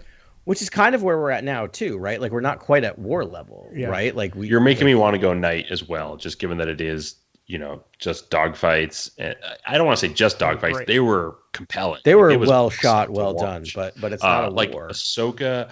Purgle's going through minefields. I'm gonna go Master. Yeah, just that to Purgle's think about pretty the T6 cool. kind of going into the Eye of Sion, and then it going into hyperspace, and the whole ship kind of going down. I was like, that's new, and I like that. Yeah. It's like how close proximity to ships that go to hyperspace are going to cause your ship to sort of malfunction. Oh, like that is a cool scene. That is cool. Yeah, I love Ben's. Different. That shows me that can be now a thing in future Star Wars. That like, if I go to hyperspace right in front of this person, their ship's going to shut just down. Malfunction, dysfunction. Yeah, and I love Ben's point about the Purgles and the minefield. Yeah, great. I'm still Knight, but I get it. I like your Master. Was rad, honestly. The tracking mines. Okay, yeah, Master. I'm going Master because I just love the tracking mines. That was some of my favorite cinematography. I'm sticking Master just for the shot in I think it was episode 3, but I'm probably conflating it with the prequel series trilogy. It's just like they did like a shot where they showed a couple of A-wings flying alongside one of the large Mon Calas, Rebel fleet. And that's how you track the whole fleet is like with the point of view of the A-wings. Like it's that really just stirs. Or it's just a bunch of Nebulan frigates. I guess it's not the Rebel. It's the New Republic. I don't know what frigates they are, but they look a lot like Purgles, which is really funny to me. But I can't spot them. I don't. Actually, I think it's Home One, so it's Mon Cala. All right. But I mean, if Master is like the open of Revenge of the Sith, like that 100%. Right. Like here's there was really no like I this was kind of my big takeaway of the whole season was like there was no big like Welcome to the Jungle opening like in this whole season. Like I was waiting for some giant moment to just be like this is I think there's incredibly rad. Like I think they're saving it for the future. I was listening to, I think they are. I was listening to a commentary on a different Star Wars movie they won't name, but they were like, hey, there's never been any other Star Wars movie that opens immediately in like space battle. And I was just yelling at my podcast, episode 3. Episode 3. Like it's the best part of the movie. It might be the best opening to a Star Wars movie. And it is my least favorite Star Wars movie on the entire list, but still it is the one where I'm like, I still remember the theater just going, we're doing this? Like, this is amazing. That scene still gives me butterflies every time I see it. So good. It's so good. So, guys, you might, mentally be like, well, what's left, right? And so I confess I unilaterally added not 1, but 2 new pillars. Not 1, but 18 new pillars. 2? No, okay. 2. By myself, without consulting any of you, strictly for the purpose of this game of rating things. So the first one I added was iconic music. I like it. Yep. Because I just wanted to because it is important and it needs to be there. And I think the Kiners or Kevin Kiner with and co nailed it. I think it like really made a lot of iconic, beautiful themes and developed his own style and flexed a little bit. Yeah. He also copied a lot of other themes as he does more masterfully than anyone else. Like if he's so good at putting this light touch where it's like just resembles like a John Williams theme or something because it's an evolved theme. For me, he's able to like, For me, he's like just so tonally flexible, like more tonally flexible than other than everyone. composers. Like a chameleon. Other composers are like, this is the tone of the piece, and sort of like just hammering down on one specific style. sort of like motif. And then Kiner's like, oh, he can be anything. I can be mysterious, and then like swashbuckling, and then like I can do all these things and just weave and keep shifting the actual score, which kind of bothered me honestly.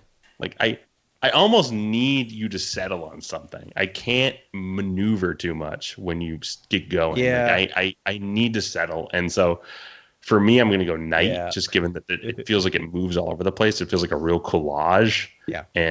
That's just I'm gonna go Knight. I'm gonna go Knight as well. And it's interesting. I feel like Ben, you've spent more time in this music than we have. Like I haven't listened to the soundtracks on their own, but I will say like I think he did a really excellent job. I feel like, especially like I don't know how to say this. It's gonna be like praising with like faint anyway, like Faint Praise, Dabbing with Faint Praise, where I was like, No. like Rebels, he was like a Padawan because it felt like it's just yeah. like how many Lucas or how many themes can I throw in here? Which is like it's an animated show. He was doing what the amount of time John he Williams had. light, and that was Like, probably what he was asked to do. What is requested. Yeah. He was asked to do it. He had a certain amount of time. It sounded great, but like I feel like he's starting to grow into his own here.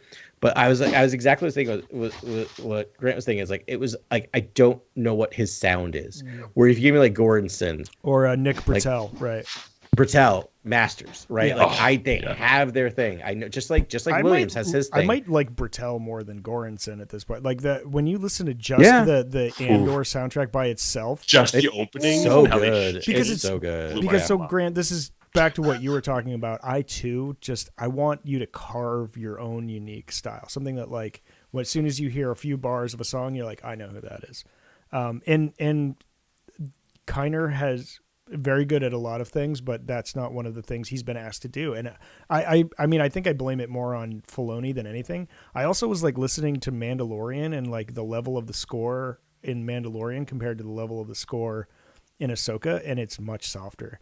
And I'd like to see Filoni let Kiner off the leash a little bit to do his own that's thing. part of it. Like, there's times I would be like, is there a score? Like honestly, like it just needs to be cranked up a little bit. So with all of these scores, in Rebels included, if you listen to them by yourself, you're like, oh, that was going on. Yeah. You know. Yeah. I think. Yeah.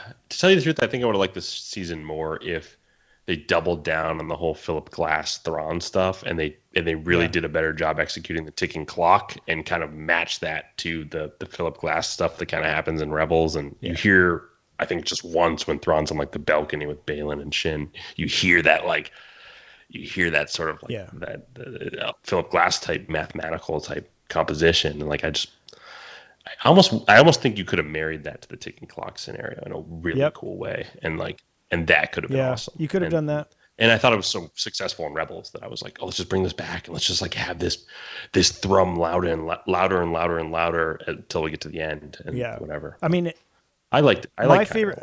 I like his sons too. Sorry for interrupting you a million times. I'm just so excited about this. For me, it was the traditional Japanese instrument score stuff that he did. That sounds so good. Okay, opening.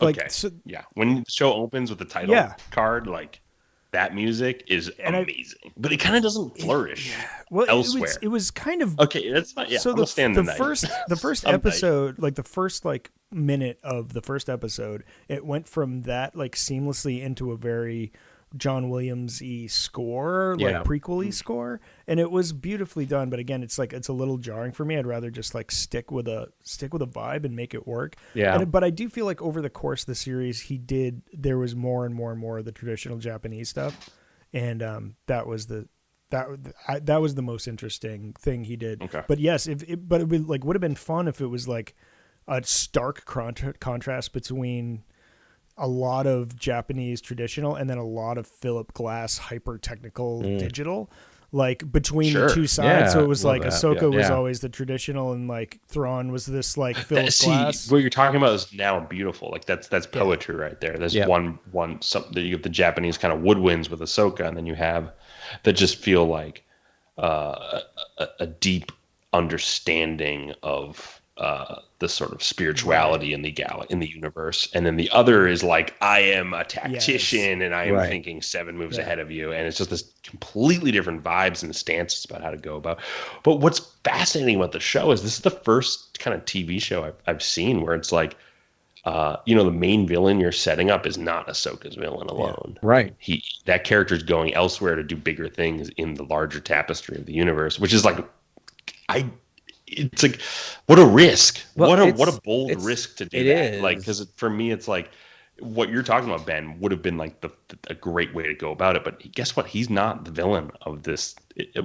I almost to what Adam said, early in our coverage of the show. It's like Balin Skull feels like the main villain of this story. Yeah, or at least Ahsoka's main villain, because Thrawn is just like, they have almost no history. Like, it's so weird that there's so much history between Thrawn and all of the characters in the show, except Ahsoka. Right. Sure. Okay, so I added one more. All right. And this one, maybe I can be overruled on this one. But I just simply called it Heart. Does it have heart? As Tommy Heinsohn used to say. Oh, no.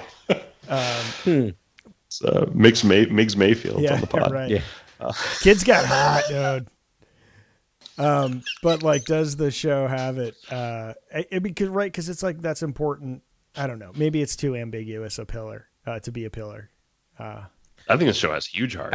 You're getting at something. I see where you're coming from. It's so weird because it'd be like, I don't like. But I don't want to start a fight. But if we're looking at the prequels, it's just like Padawan. Yeah. But like, there's something romance isn't in here because I feel like romance is something that I like in Star Wars that they kind of shy away from or just don't know how to do. That's never why seen it's not a pillar because they just flirt with it. We had debated I've about. Never seen it executed well since the original trilogy. I know, and not even like, I guess I Love You, I Know is like the best moment of romance. Like I really don't think romance is a pillar. I can't think of a better moment of romance. No, I agree. The more I've thought about it, we've talked about it before about putting it there, but it's just like it's like it's tried to be done, and I don't like his romance. But the like one thing Lucas that is so bad at romance, other than I Love You, I Know, and that's all. That's not Lucas.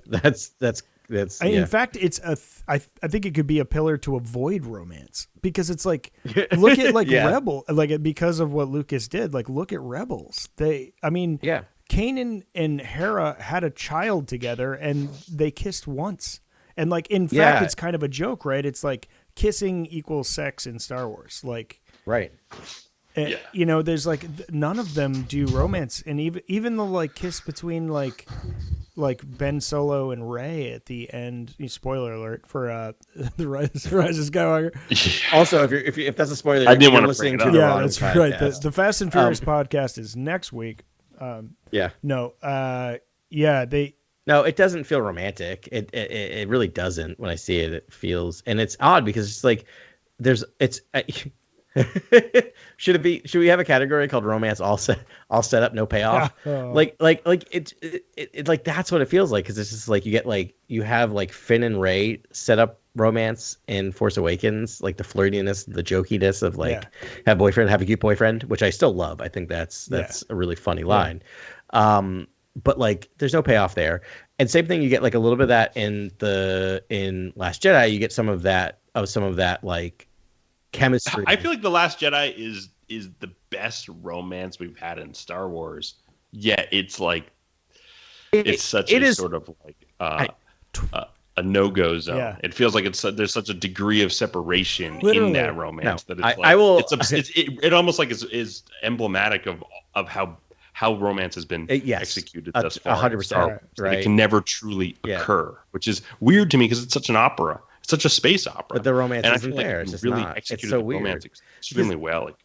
Star Wars could flourish in a new way. The most romantic Star Wars movie we have is Solo. Like Solo is the only Star Wars movie with like romance at its center, at its core, right? Good call. Like it's because it's Kira and Han. Because even like you look at like the other standalone, you look at Rogue, and Lando. Yeah, and you look at totally, and you look at Rogue One.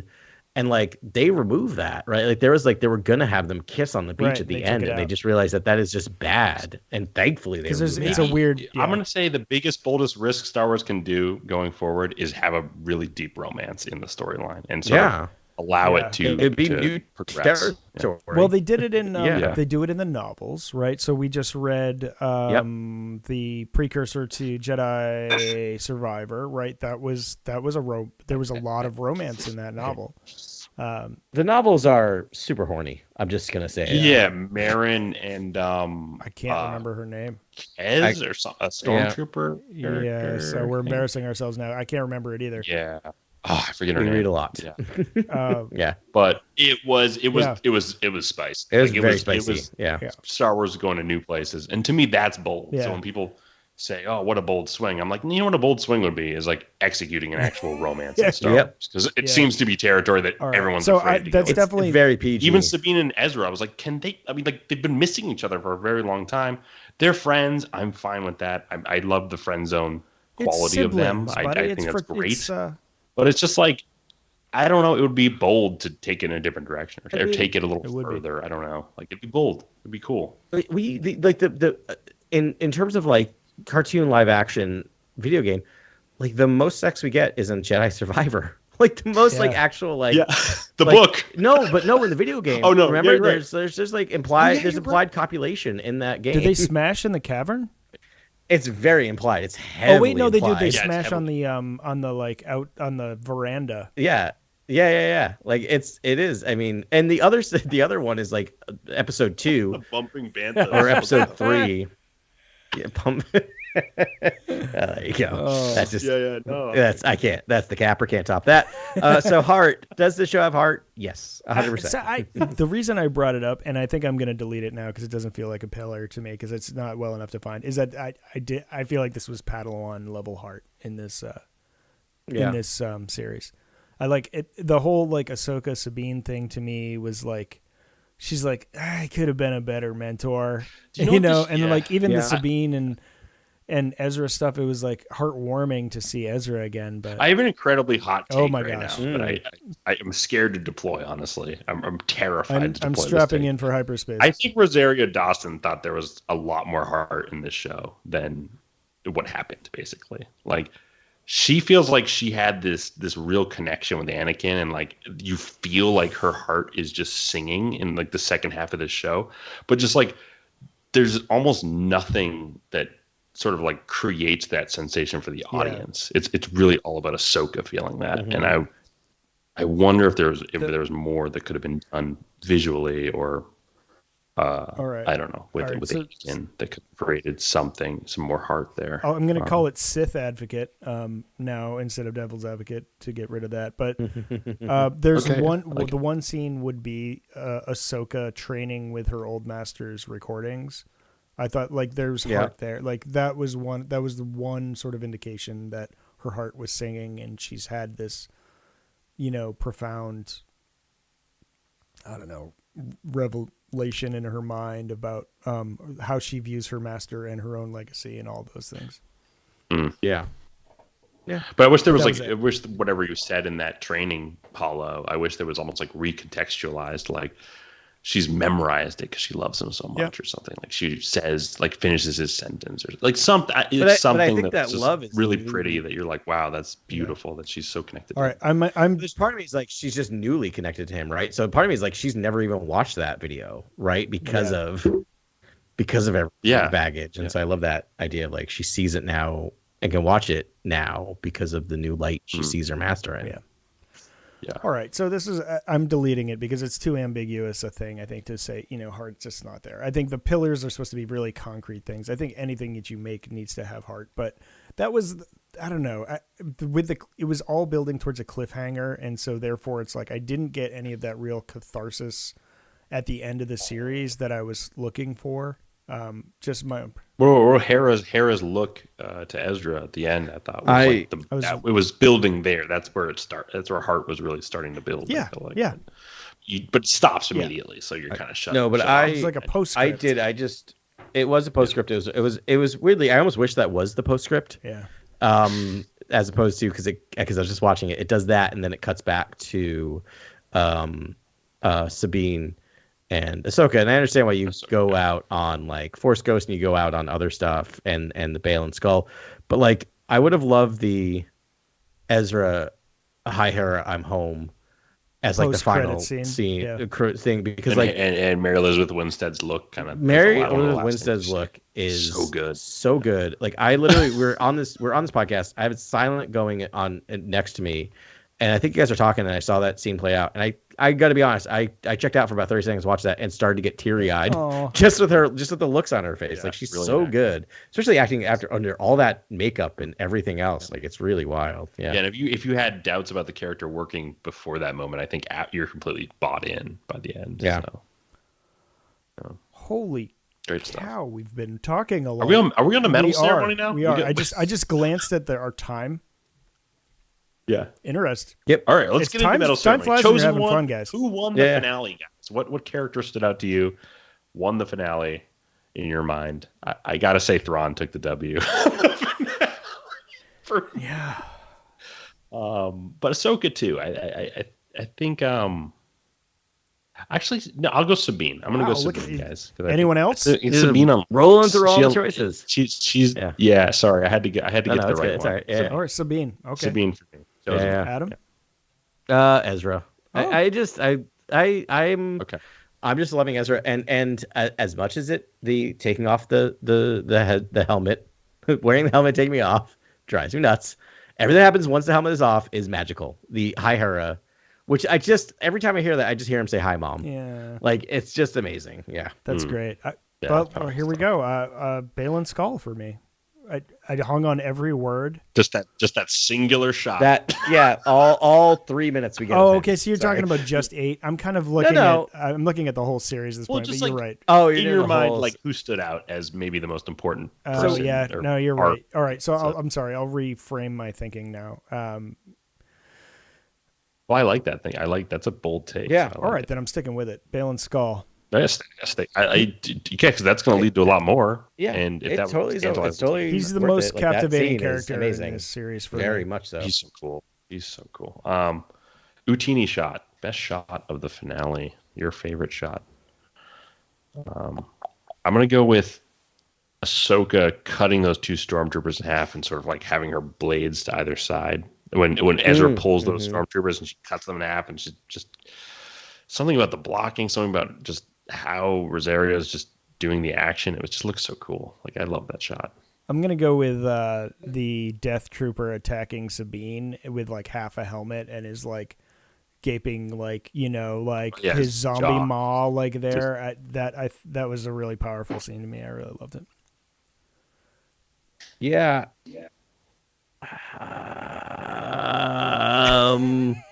Did I steal yours, Adam? I'm sorry. No. I feel bad. I've watched this episode twice. I've had it repeating on me in the background. Can I say nothing? Yeah. Like, I don't even mean that as bad. Like, I think Filoni's good. I think he's okay as a director, but like in terms of a shot that like is memorable, like not a ton. I mean, I think maybe the most memorable shot to me is right at the end where she's looking out at the rays through light and seeing Anakin, but that also feels schlocky to me. Sure. I guess the other thing I would say, which, okay, maybe I'll go with this just because of who I am. There's a scene where they cast their spells to raise the night troopers up from the dead. So it is going to be very similar, but there's a moment where the night trooper's sitting there and he does this arm jerk that is very much out of a zombie film, which is like an unnatural arm movement. So I'll go with that because that was a good. That felt like to me like a zombie movie. All right, give some credit there. That's good. Sorry, sorry, Filoni. I mean, there's also the shot of Thrawn. It's like a dolly push into Thrawn, and the 2 ties unlock and like fly away, and it's like that shot is pretty money. Like that's a pretty. Yeah. I really like the Lord of the Rings shot with Baylan on the finger. Yeah, and like in the pull out on the mountain. I thought that was powerful. Totally, that was iconic. Yeah. Ben Burtt's best blaster bolt barrage. Favorite sound effect of the episode. I mean, all of the lightsabers. Right. Yeah, lots of like just like 20 minutes of lightsabers. Yeah.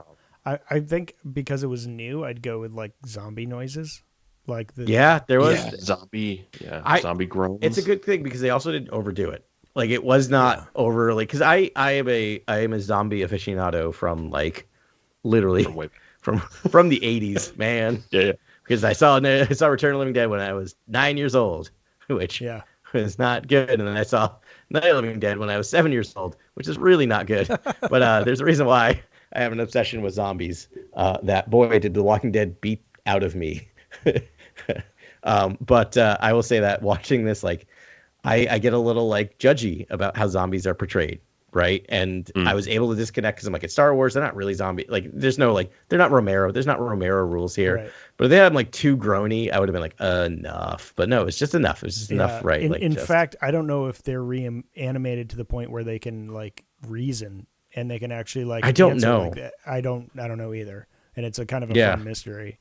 Because some of them can talk and some of them can't, and like, are those zombies? Are they all zombies? Are some of them zombies? Like, so I don't think we've seen any zombies until episode 8. I think I think that is a new thing, not a new thing, but I feel like it's a short-term thing to reanimate them. Right. I don't think the ones walking around earlier in the series are zombies, but that's my own personal thought. All right. Yeah. There's fantastic. I kind of like the whole rain hellfire on them. Ooh, Oh, yeah. When Thrawn has all That's the a good one. lasers fire, like That's really that was good. just a great moment. Lots of sound design in there. Really cool stuff. Just to see all those lasers firing from above was really cool. Best drip. Do we have any new outfits in this episode? Not really. Death Troopers. I guess the Kitsugi sort of Death Troopers are a new design. This weapon is your life award for best weapon, gadget, or item of the episode. I mean, I might go with those like undercarriage bombardment cannons because I don't think we've seen. I was gonna those. say no, those are kind of new. Yeah. Okay. Not the blade of Talzin. I was gonna say no one's going with the magic. No one's going with the magic sword. Anyone want the magic sword? I don't. I wasn't a huge fan of Blade of Talzin. How about ezra's new old lightsaber? Oh yeah, Ben. Come on. I'm sleeping. I'm asleep at the wheel here. Have we done lightsaber corner yet? Is it time for that? Oh, that was. I mean, actually, that was also that was probably my favorite sequence because it was like, oh my god, he's building a lightsaber with Hu Yang in Hu Yang's workshop, and they're like tittering around like that. That was the whole. I loved it. For me. I also loved how fast paced it was. That it was like it wasn't a sacred ceremony, which we see a lot in terms of he's just like, I'm doing it with intention and thought, but I need to build a lightsaber kind of fast. Yeah. Like it was kind of fun to watch that. Yeah. And I loved like the construction when you see those like the grip. They're like, no, these are all like little black metal discs that slide on. Like that stuff was great. And of course, the moment where he's like, oh, you're Kanan Jarrus's Padawan. He's like, I had 2 of these and I gave him one like that. I mean, that like was very touching and at heart. Yeah, it is hot, kid. And then and the lightsaber, just the fact that it's lightsabers is like that was awesome. I love lightsabers. The other thing I was gonna say about lightsabers, since we're at lightsaber corner, is that I appreciated the fact that we had 3 characters with 3 different colored lightsabers. Yeah. Right. Yeah. That is good visual storytelling in terms of being able to track the action as opposed to like I really enjoyed that. Yeah. Actually, so cool. I'm so glad you brought that up because I did like a full rewatch and a lot of what I paid attention to was the coordination of lightsaber colors. And it was like really artfully kind of designed. It was like green and orange and white and red and then green, white, and blue versus orange, and it was very intentional. It was something we don't see a lot. Varied in a whole rainbow of colors that we never usually see. Well, it felt very prequely in that way, right? Yeah. Like there was a variety of colors, but it was more fun that way. Instead, it's like there's 2 greens and a blue, and you're like, okay, you don't really pay attention to it. But when we got so many mono and mono fights. And then when you finally get the cadre of 3 Jedi versus like a battalion of stormtroopers, which is just great in and of itself, where they're just like actually like, we've seen 3 Jedi fall to that many troopers before. And but these are, they actually fought through it. And but like the colors of the lightsabers were, just fun.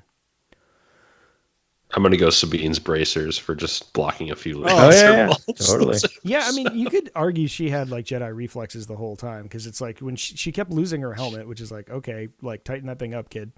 But like the multiple times she blocked blaster to her face with her wrists and was like, well, all right. Yeah. Super cool. I made my mind a Sunless Spot best dialogue of the episode. I didn't really write a lot down from last week, so I'm going in blind here, but maybe I know you, Ahsoka Tano, because I Master, just the kind of ending, I think, monologue from Thrawn to Ahsoka for me was pretty fun. Yeah. Pretty fun stuff. I mean, the Great Mothers in the beginning have a really fun kind of chant to change Morgan, but which felt eerie and fun in Star Wars because I don't think we get enough of that sort of like witchcraft, and I thought that was really cool. Don't Try It award for worst decision made by a character in the episode. Wait, don't we get to say our lines? Do we do our lines? Oh yeah, sorry, yeah. Go for it. That one? Oh, yeah. I mean, it's so funny. I called that out, and I'm like, I don't have a good answer, but like, depends on is it delivery or writing, and I'm gonna go with delivery. And I said before, it's just hi Hera, I'm home. Yeah. That breaks my heart in a weird way. Yeah, delivery counts. Because I'm also like, it breaks my heart because I'm like, you're home, but you're home now with war following you, right? Like I liked it because he's literally on home one when he says I'm home. Oh yeah, there you go. It's twofer. Yeah, it's a twofer. I've got nothing to add. You guys, I think nailed all the best ones. Hu Yang, I think they're in the saber construction is great. Yeah, but it's not like iconic dialogue. It's fun. No, but like No, it's not. It's a lot of like Kanan Jarrus was. I helped him construct his lightsaber. It's a lot of that stuff. Memeable moment award. Memeable moment of the episode. Maybe like Thrawn telling Morgan Elsbeth she has to go die for the Empire. Something about there. Some of us will have to stay behind. Yeah. Whatever you said there. Yeah, maybe that's it. Yeah. I think that's a good one. Or like that Bane. That's Bane. Like they expect some of us in the wreckage, brother. Or whatever. Yeah. That's or even her response, the Ford Dathomir response, right? You could use that when someone tells you something, you're doing it for something else for Dathomir. Yeah. The fire rises. I love that stuff.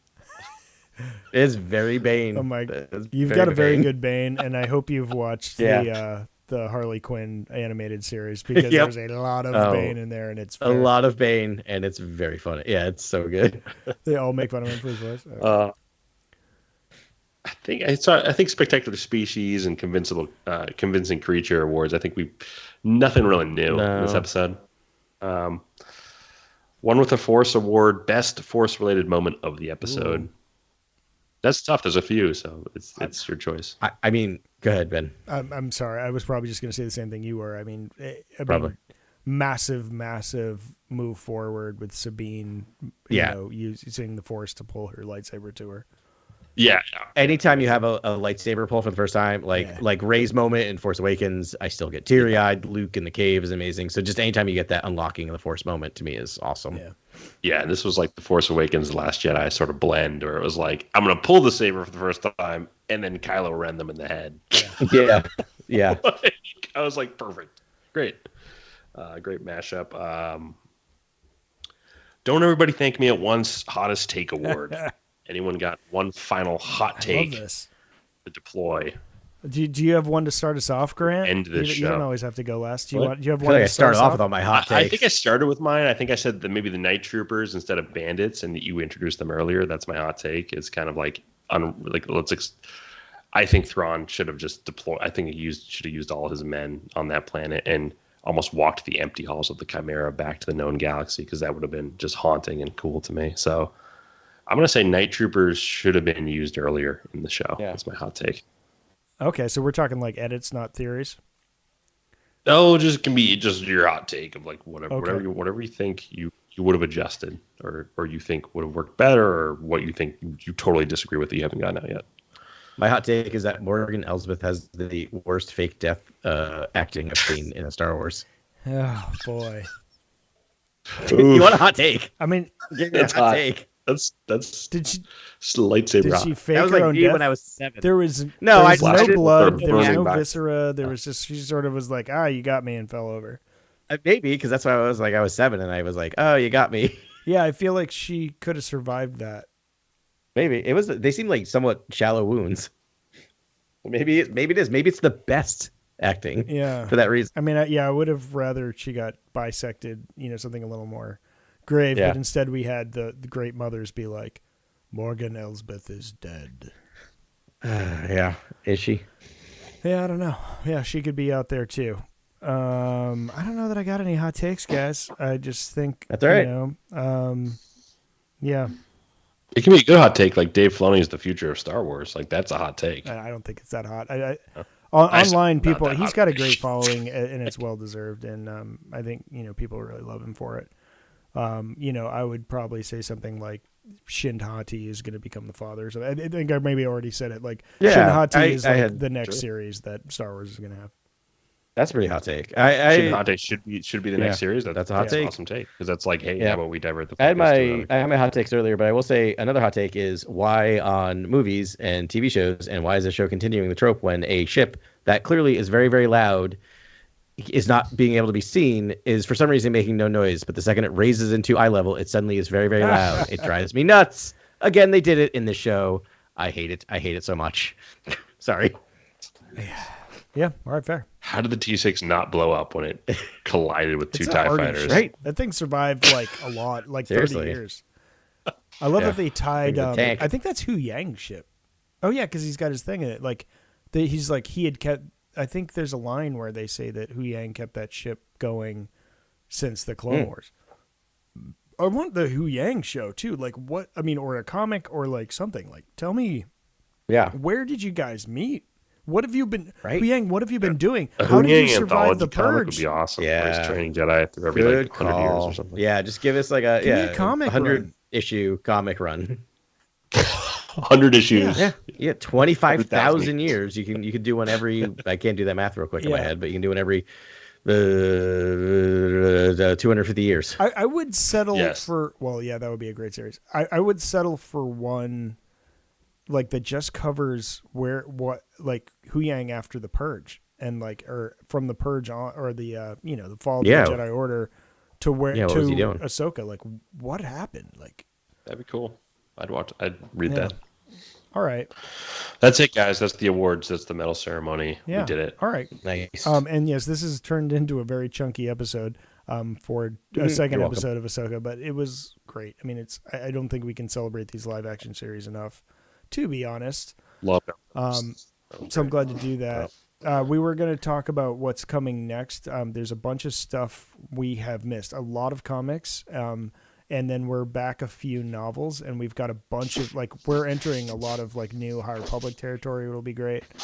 Adam, do you want to walk us through sort of what's on the horizon? Sure. Yeah, we got a lot. So in terms of, we really have two big silos of stuff, which are novels and comics. And in terms of novels, we're backed up. We got about 4 that are out right now that we could cover, which I think we talked about, or you talked about last week. Next is we're going to do Inquisitor: Rise of the Red Blade. Yeah. So we got that. You're in for a treat. We Everyone read that. It's amazing. Yeah, very excited to read that. We got From a Certain Point of View novel. That's Return of the Jedi. So the 40 stories, right? 40 stories? Yeah. And then we got our High Republic anthology book, The Tales of Light and Life, which is bridging, I think. It's all stories from phase 1, phase 2, and a few that will lead into phase 3. Great. It sounds like. Stoked for phase 3. And then we have Crimson Climb, which is E.K. Johnston's young adult novel that looks at Kira. Speaking of Solo, it's kind of Kira's story that talks about her path, getting into Crimson Dawn. Did E.K. Johnston do the Han Solo book as well? Remember that Han Solo book that we read? It was that a YA? It was YA, but I don't think it was E.K. Johnston. I think she was doing at that point she was doing the Handmaid's series trilogy. Yeah. Because that reminds me of that, because I loved that book too. I'm killing myself because I can't remember the name of that novel, but it was. I know. I'm trying to think. It was Fall. No, that was the Poe Dameron one. But yeah, I can't think of the one. You're talking about The Princess and the Scoundrel by Rebecca Ronos? No, that was the Han and Leia. The Han right? Solo one where he and Kira are still mucking around on Corellia together. It's sort of like a prequel to Solo. Yeah. And the whole culminates with them getting in a ship and kind of getting out of the atmosphere, right? They don't ever really leave Corellia too much. Yeah. And this seems to be taking place after that up to Solo, basically, or up to her connecting with Han again. So that also means, excitingly enough, we're probably going to get a ton of Dryden Voss again, which one of my favorite villains. So looking forward to that. And what about comics? So that's where we are. Yeah. And then we got some other stuff coming out. They'll probably be coming out soon, but we'll cover those. Like the first High Republic is coming out in November, so we'll cover that. The first one in phase 3. Yeah. And then a ton of comics. So just to remind listeners, the way we're doing comics, we're trying to do runs of comics based on plot lines, which can be a little difficult to do because they don't name them helpfully like they used to, which is part 1, part 2, part 3. But I think we've gotten a pretty good handle on plot lines. And we're doing it if they're out on the Marvel Unlimited app, which has a 6-month kind of delay. Behind 6 months delay. Thank you. That's the word. And the reason we're doing that is because comics are great. You should support your local comics. You should buy them. But if you're going to be reading along with us, it's a very expensive proposition to be keeping up with every Star Wars comic while you can. Not that I'm shilling for Marvel Limited. it's a more affordable way to kind of keep pretty close up to date. So that's what we're doing, is we're kind of looking at that window. With that window, we have a Dr. Aphra series. That's the conclusion of the Spark Eternal, if anyone remembers that. I think we covered that a lifetime ago. We got 3 short runs in Star Wars, the main run, which is like their time in no space, which is super fun. Yeah. So we definitely want to cover that. A couple other ones. Yeah, we have the conclusion of the Han Solo and Chewbacca miniseries to talk about, which is great. A run in Bounty Hunters, where, Ben, you'll be very excited to know that they come across Inferno Squadron. So we get some Inferno Squadron action. Yep. I have read ahead on some of these because I couldn't help myself. I just wanted to read them, and I think, I got there. That's good times. We still have some Darth Vader with the Handmaiden stuff going on. We need to finish that arc. The Amidalans. Yep, finish that as well, yeah. Yep. And then we got a Hidden Empire, which is the kind of the crossover event that we've been dealing with, kind of patchwork through some of the other series. So we have the main run of the miniseries to talk about. We have Yoda, one of the runs in the Yoda miniseries comic to talk about, which is always good.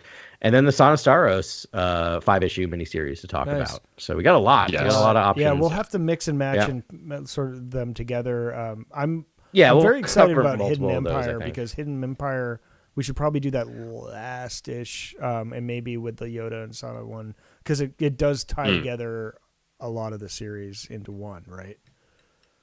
Yeah, I think we could actually do that next, because I feel like we've been talking about a lot of it already in the other comics, and I think maybe we do that next in terms of comics. But next week, Inquisitor: Rise of the Red Blade by Delilah S. Dawson. Delilah S. Dawson, yes. And correction, Princess and the Scoundrels, Beth Revis. I just want to correct. Nice. All right. Yeah.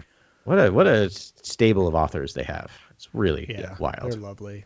All right. Well, super. So we've got a lot of fun Star Wars ahead. So if you've just been checking in on Ahsoka, that's awesome. But, I'll tell you, like, it's good to know these stories, and it's really fun to just you can do things in comics you can't do in any other medium. Same thing with novels. And I've been reading ahead, which I usually never do. I try to wait until right before an episode, but I can't stop myself. I've missed my Star Wars novels and I've just started digging in. So yeah, that's what I do. I read them all and then go back and reread. But it's all, by the way, all that's leading up to Dark Droids, which is so far been a lot of fun. I'm sure that's your favorite series. I can't wait to get to it. Yeah. All right. Right on, everyone. This was super fun. Thanks very much for letting us kind of do a 2-parter here on the Ahsoka series. I'm sure, thank you guys. I'm sure we'll not. Yeah. It's great to have you back, Adam. And I can't do it without you, man. And it was fun to really just give this series its due. It was a blast. I like the 2-hander reviews, guys. I think seasons might get a finale review, and then we might just do a follow up. Yeah, I like that kind of a look back at the entire season. I think that makes a lot of sense. But we got a ways before we can do it again, because Skeleton Crew sure looks like it got pushed back to 2024. Oh, really? Oh, as long as it exists, I'm happy. I don't care if it gets pushed back. Then fine. It's going to be the new algorithms, all the metric, everything that they're looking at in the data seems to suggest a late January 2024 release. Okay, I can live. Yeah. Oh, for Skeleton Crew? For Skeleton Crew, that's the next one. Yeah. That's not long. I can not long. Get that far. Are we going to get Bad Batch season 3 before that? No, that's some point 2024. Okay. That's I think they said that's later 2024 or summer or. But the Lando, what's exciting for me is I'm hearing all this talk of Lando, and now that the WGA just ratified their contract, deal. It's I'm just waiting for the SAG strike to end, and I'm just so excited for Lando. I'm just hoping Lando really just hits the ground running when they can. Well, they can start convening writers' rooms, which is really exciting. Yeah. Great. Yeah. All right, awesome. It's been a blast. Love talking to you guys. Thank you very much for listening to us, and join us in the Cantina again next week on. And why is that? Stand by.